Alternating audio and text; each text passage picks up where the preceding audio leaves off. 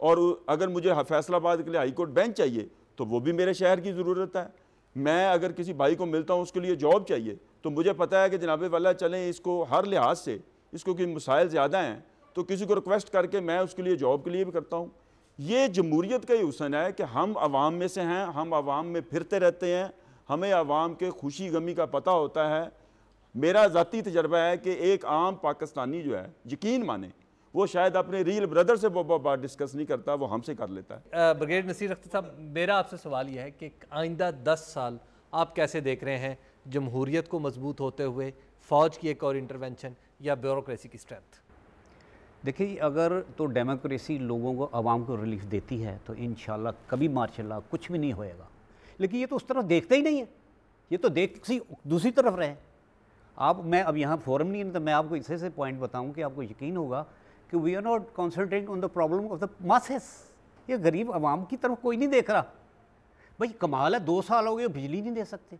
आपको ऑफर किया चाइना ने, नहीं देखिए, आपको ऑफर किया न्यूक्लियर रिएक्टर फ्रांस ने। मेरा आपसे एक बड़ा बुनियादी सवाल है, वो ये है कि आप इन तीनों चीज़ों में से किसको मजबूत होता हुआ देख रहे हैं?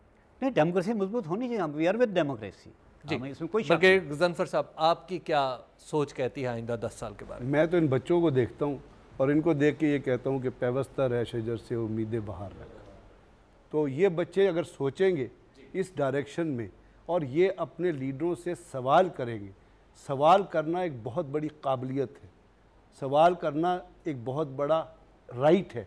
और अगर ये उनसे सवाल करेंगे और उन फॉलीज़ को पॉइंट आउट करके उनसे उन चीज़ का जवाब चाहेंगे जो उस कॉन्स्टिट्यूंसी में, और सिर्फ एक काम कर लेंगे कि बरादरी, कास्ट और क्रीड के ऊपर वोट नहीं देंगे बल्कि परफॉर्मेंस के ऊपर वोट देंगे, तो मुझे लगता है कि आर्मी की इंटरवेंशन तो आप रूल आउट कर सकते हैं with the present leadership and coming leadership. लेकिन हुक्मरानों की हुक्मरानियत को चैलेंज करने के लिए इन लोगों की पार्टिसिपेशन चाहिए, चाहे उसके लिए इनको सड़कों पे आना पड़े, चाहे इनको गले में कुछ डालना पड़े। अगर ये एक्टिवेट होंगे, अगर ये यंग जनरेशन एक्टिवेट होगी, तो जिस तरह यूब खान को घर भेजा गया था, इस तरह हम पॉलिटिकल गवर्नमेंट से भी सवाल भी कर सकेंगे, जवाब भी लेंगे और ख़ुद ब खुद अकाउंटेबिलिटी भी कर सकेंगे। तो मैं इनका फ्यूचर में इनका रोल बहुत स्ट्रांग देख रहा हूँ। देखिए, मैं पाकिस्तान के अवाम के अंदर जो इस वक्त रुझानात फ़रोग पा रहे हैं, पाकिस्तान के मीडिया ने, पाकिस्तान की अदलिया का जो रुख है, मुझे तो पाकिस्तान का मुस्तकबिल भी रोशन दिखाई देता है। और पाकिस्तान के अंदर एक मजबूत और मौसर जमहूरियत के लिए मेरा पूरा एतमाद है, पाकिस्तान के 17 करोड़ आवाम के लिए, इसलिए कि उनके दिल पाकिस्तान के लिए धड़कते हैं। और वो इकबाल ने कहा था कि खुदा ने आज तक उस कौम की हालत नहीं बदली, ना हो जिसको ख्याल अपनी हालत बदलने का। पाकिस्तान के अवाम एक तब्दीली चाहते हैं, इंशाअल्लाह ताला वो तब्दीली आनी है, वो पाकिस्तान के हक़ में आनी है, हमारे कौमी मफादात के तहफ़्फ़ुज़ की सूरत में आनी है। अदारे भी मजबूत होंगे और आप लोगों का मुस्तकबिल भी रोशन होगा। जी, आपका बहुत बहुत शुक्रिया मोहम्मद एजाज विर्क साहब, ब्रिगेडियर नसीर अख्तर साहब, ब्रिगेडियर गजनफर हाशमी साहब और सलमान गनी साहब। 1950s की बात है कि सिकंदर मिर्ज़ा फ़ौज से ताल्लुक़ रखते थे लेकिन ब्यूरोक्रेसी में थे, और जनरल अयूब खान बराह रास्त फ़ौजी थे। इन दोनों को शामिल कर लिया गया एक वजारत में।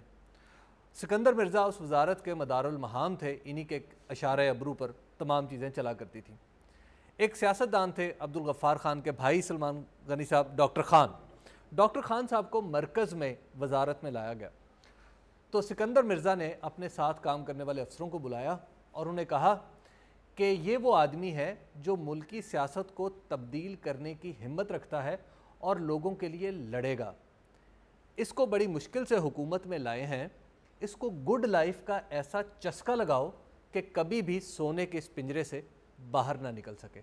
आज भी लगता यूँ है कि हमारे बहुत से सियासतदान, हमारे बहुत से ब्यूरोक्रेट्स, हमारे बहुत से फ़ौजी, हत्ता कि मेरा ख्याल में मान लेना चाहिए कि बहुत से मीडिया वाले भी सोने के कुछ पिंजरों में कैद हैं, जहाँ से अवाम से दूरी का एहसास तो रहता है, कुर्ब का एहसास कभी नहीं होता।